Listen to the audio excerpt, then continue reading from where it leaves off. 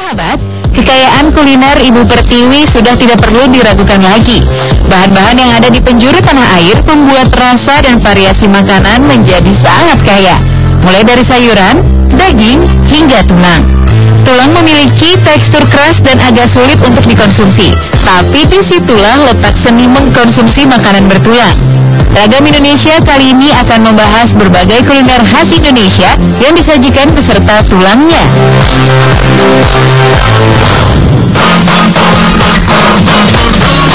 Kuliner tulang pertama ini adalah kuliner yang paling populer dari Makassar, Sulawesi Selatan.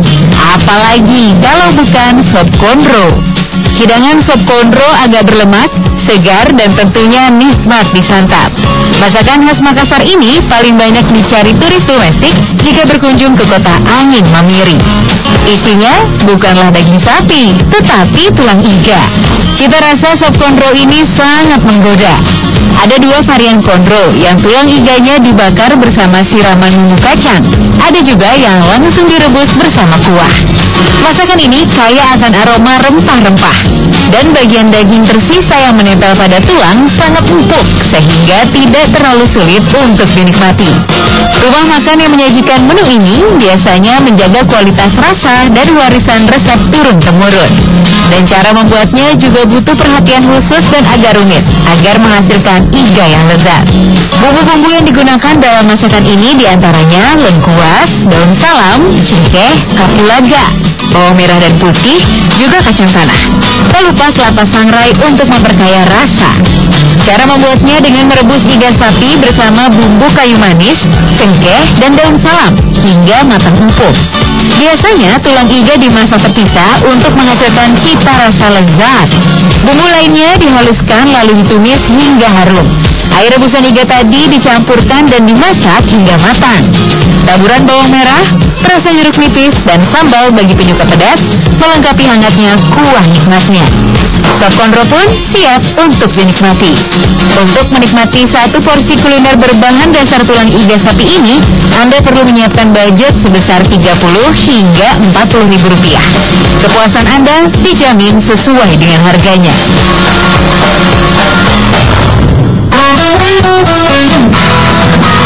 Kuliner tulang lainnya yang layak dicoba adalah sop kaledo. Makanan berkuah ini adalah kuliner khas andalan Palu, Sulawesi Tengah. Konon nama kaledo ini adalah singkatan dari deskripsi bahan utama sop ini, yaitu kaki lembu donggala. Mirip seperti sop buntut, tetapi tulangnya bukan buntut sapi, melainkan tulang kaki sapi. Ya, bentuk penyajiannya memang menampilkan tulang kaki sapi yang sangat besar, hingga menyembul keluar mangkuk sajinya. Pelengkapnya biasanya bukan nasi, tetapi menggunakan ubi kayu rebus. Perlengkapan yang diperlukan untuk menyantap hidangan ini adalah garpu, sendok, pisau kecil, dan juga sumpit. Yang terakhir ini digunakan untuk mengambil bagian sumsum tulang kaki sapi tersebut. Sumsum tulang ini yang memang menjadi bagian ternikmat dari sop kaledo. Cara membuat sop kaledo yang nikmat ini cukup sederhana. Siapkan bahan-bahannya seperti daging dan tulang kaki sapinya, asam mentah, dan cabai rawit hijau. Bahan utama daging beserta tulang kaki sapi dimasak hingga empuk. Tiriskan rebusan pertama ini dari daging dan tulang agar mengurangi kadar lemak pada air rebusan. Lalu didihkan lagi air matang bersih, masukkan bumbu-bumbu garam, cabai rawit hijau, asam mentah, dan penyedap. Masukkan daging dan rebus hingga benar-benar matang dan empuk. Menikmati sop kaledo lebih baik dalam keadaan panas. Uap panas yang keluar dari kuah kaledo benar-benar membangkitkan selera makan. Eits, jangan lupa taburan bawang merah goreng yang renyah khas Palu ya, yang akan melengkapi cita rasanya. Dan sentuhan perasan jeruk nipis akan membuat rasa sop kaledo semakin kaya. Bagi penggemar masakan pedas, tambahan sambal spesial untuk kaledo akan menambah selera.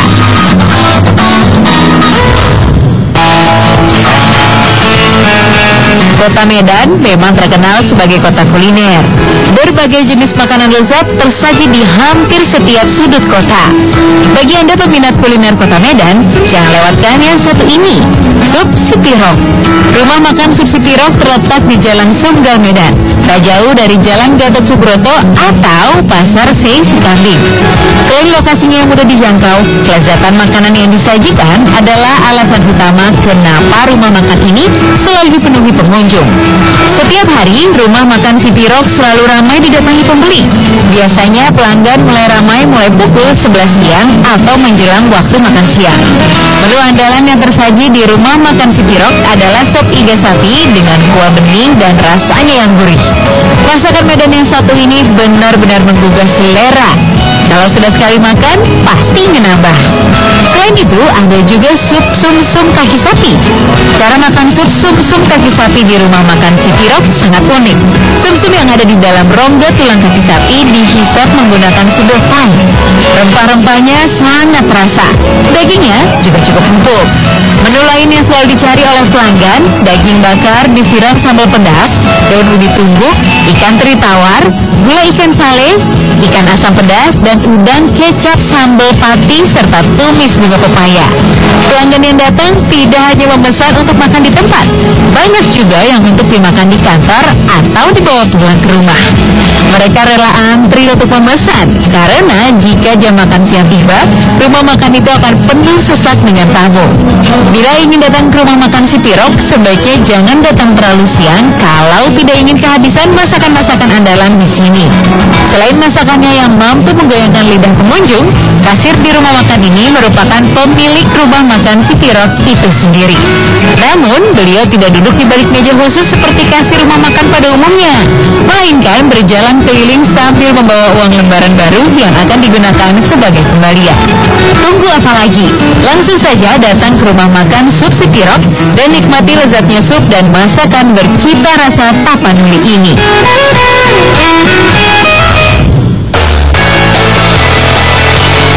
Sahabat Ragam, selain kekayaan kuliner yang begitu menawan, Indonesia juga diberkahi keindahan alam yang luar biasa.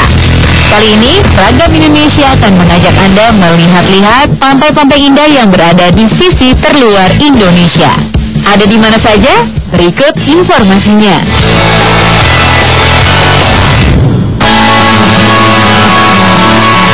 Yang pertama ada Pantai Iboi. Pantai Iboi berada di ujung barat Indonesia, tepatnya berada di Pulau Weh. Inilah yang menjadi gerbang masuk menuju keindahan Nusantara. Pantai Iboi menawarkan kecantikan alam yang masih alami. Air lautnya begitu jernih. Belum lagi jika menyelam ataupun sekedar snorkeling, Anda akan disambut dengan kerajaan bawah laut yang sungguh menakjubkan. Pantai Iboi terletak di Desa Iboi, Kecamatan Sukakarya, atau 23 km dari pusat kota Sabang. Pantai ini sebenarnya bernama resmi Tepun Laye, tetapi banyak pengunjung terutama wisatawan asing lebih populer dengan sebutan Iboi. Pantai berpasir putih dengan air yang sangat jernih ini sangat cantik. Kontras dengan birunya langit dan hijaunya pepohonan di bibir pantai, serta pemandangan Pulau Rubiah di seberangnya. Deretan bungalow yang didesain berupa rumah panggung di atas tebing karang yang agak sedikit menjorong ke laut, membuat wisatawan betah berlama-lama meski hanya berdiri memandangi pemandangan pantai. Sahabat Ragam, tidak hanya itu, masih ada surga di Pantai Iboi. Surga yang lebih indah justru ada di bawah laut Pantai Iboi. Sehingga banyak yang mengatakan tidak sempurna bila berlibur ke Pantai Iboi tanpa mengintip indahnya kehidupan bawah laut di pantai ini. Karena di sini terdapat ikan, terumbu karang, dan biota laut lainnya yang dapat dilihat dengan hanya beberapa meter dari bibir pantai. Air lautnya yang bening berkilau saat diterpa sinar matahari, seolah ingin menunjukkan segala kekayaan hayati yang terkandung di dalamnya. Deretan karang di tengah pasir putih yang dihiasi ikan-ikan kecil yang bergerak selaras dalam koloninya, sungguh merupakan pemandangan yang layak dinikmati berlama-lama. Tak sedikit wisatawan mancanegara runtuh hatinya dan segera menyatakan cinta pada keindahan Pantai Iboi. Menakjubkan.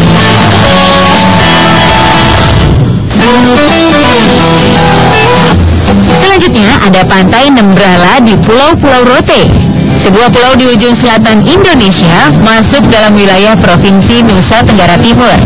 Di pulau ini terdapat pantai dengan panorama yang indah dan ombak berkelas dunia yang selalu diburu peselancar dunia. Suasana pantai Nembrala masih jauh dari keramaian. Nembrala disebut-sebut sebagai kutanya Pulau Rote dengan hamparan pasir putih. Pantai Nembrala cukup memuaskan mata dengan air lautnya yang biru berdebur menepi ke pasir putih pantainya yang panjang. Wisatawan yang berkunjung di desa Nembrala menghabiskan waktu berminggu-minggu hingga berbulan-bulan hanya untuk menikmati permainan gelombang air laut. Nembrala juga mengisahkan keindahan tersendiri. Selain menawarkan pemandangan pantai dengan rimbunan pohon kelapa yang menjulang tinggi, Anda juga dapat merasakan lambaian dedaunan yang meneduhkan. Benar-benar memanjakan mata, bikin segar dan damai. Pantai Nembrala memiliki ombak berskala internasional, sehingga tidak heran banyak wisatawan mancanegara mengunjunginya. Bahkan pada bulan Agustus hingga Oktober, ombak di pantai ini bisa mencapai ketinggian 7 meter. Bagi para pemburu ombak dari seluruh dunia yang datang ke Indonesia, Pantai Nembrala telah menjadi salah satu magnet yang mampu menarik mereka untuk menantang salah satu ombak terbaik di Indonesia. Di sekitar Pantai Nembrala ada beberapa pilihan penginapan, mulai dari hotel hingga homestay dengan tarif puluhan ribu rupiah hingga ratusan ribu rupiah per malamnya. Meskipun sarana penunjang wisatanya masih terbatas, Pantai Nembrala layak diacungi jempol atas keindahan alamnya.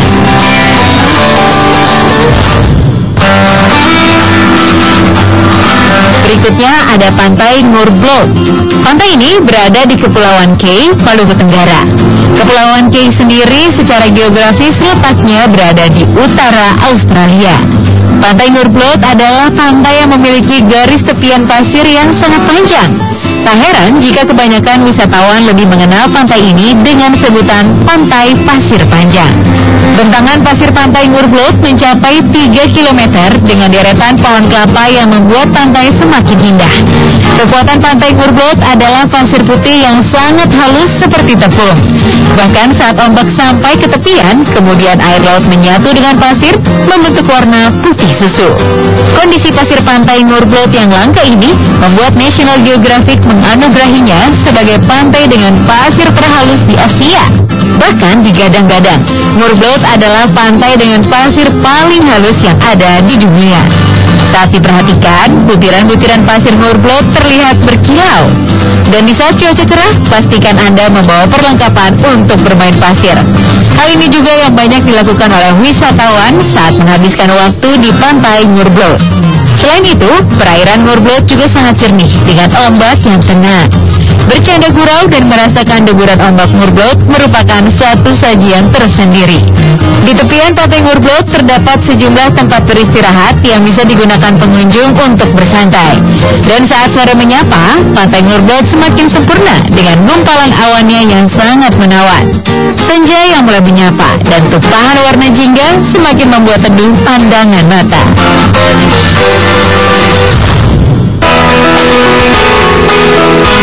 Sahabat Ragam, bangsa yang baik adalah bangsa yang menghargai sejarah serta jasa-jasa para pahlawannya.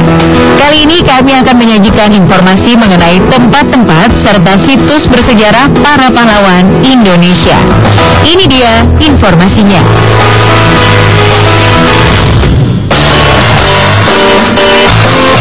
Yang pertama ada Rumah Pengasingan Bung Karno di Ende. Ende adalah salah satu kabupaten kecil yang ada di Pulau Flores. Namun siapa sangka, di satu tempat di wilayah ini ideologi bangsa terlahir. Disinilah Anda dapat meresapi bagaimana Bung Karno menjalani keseharian hidupnya bersama keluarga, diasingkan oleh pemerintah kolonial Hindia Belanda selama 4 tahun, yaitu pada tahun 1934 sampai 1938.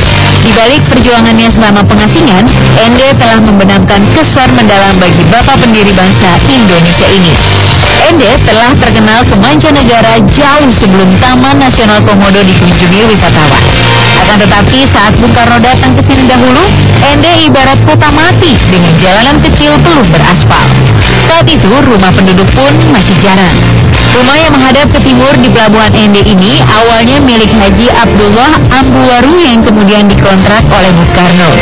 Rumah ini memiliki 3 kamar yang berderet di sisi kanannya.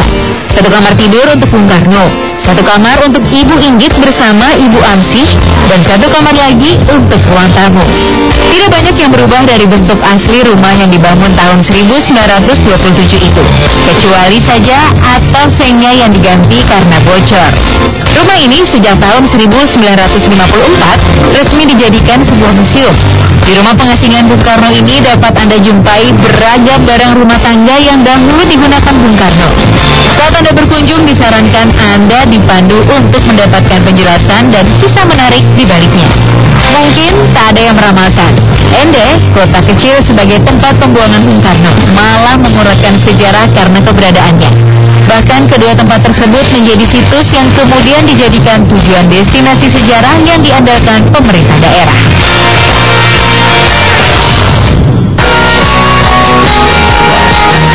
Sahabat, selain di Ende, rumah pengasingan Bung Karno juga ada di Bengkulu. Dari tepi jalan, rumah dengan halaman luas dan rapi itu terlihat tak ubahnya rumah warga kebanyakan. Struktur rumah terbuat dari kayu, menandakan rumah itu adalah rumah lama. Namun sejarah yang terjadi di sana membuat rumah ini berbeda. Selamat datang di rumah pengasingan Bung Karno. Terletak di jantung kota Bengkulu, rumah yang berada di Kelurahan Anggut, Kecamatan Ratu Samban, kini menjadi cagar budaya yang dilindungi. Bung Karno menempati rumah ini pada tahun 1938 sampai 1942. Bung Karno menjejakkan kaki di Bengkulu pada 1 Februari 1938. Sebelumnya, Bung Karno berlayar dari tempat pembuangannya di Flores, Nusa Tenggara Timur.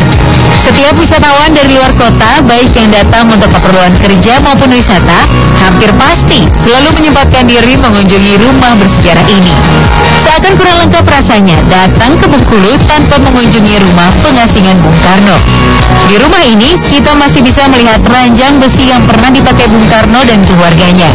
Juga koleksi buku yang mayoritas berbahasa Belanda di kamar tamu dan ruang tamu. Foto-foto Bung Karno dan keluarganya juga menghiasi hampir seluruh ruangan. Yang tidak kalah menarik adalah sepeda tua yang dipakai Bung Karno selama di Bengkulu. Setiap wisatawan yang berkunjung hampir pasti memotret sepeda ini. Menarik sekali, bukan?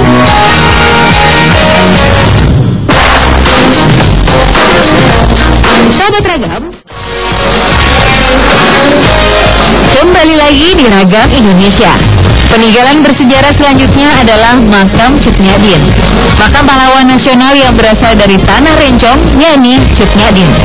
Cut Nyak Dien merupakan perempuan pemberani yang berjuang melawan Belanda pada masa penjajahan hingga pada akhirnya Cut Nyak Dien ditangkap oleh Belanda dan kemudian diasingkan ke Sumedang. Di Sumedang, Cut Nyak Dien tinggal bersama tokoh masyarakat setempat yang kebetulan merupakan salah seorang ulama di kota Sumedang. Rumah pengasingan Cut Nyak Dien saat ini termasuk salah satu cagar budaya yang dilindungi dan letaknya di Jalan Suryat Maja, Blok Kaum, Kelurahan Regol Wetan, Kecamatan Sumedang Selatan, Kabupaten Sumedang.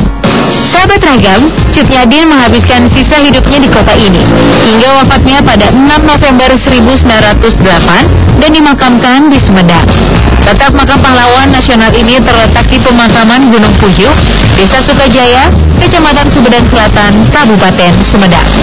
Jadi untuk Anda yang berkesempatan berkunjung ke kota ini, jangan lupa menyempatkan diri untuk berkunjung ke makam para pahlawan kita ya.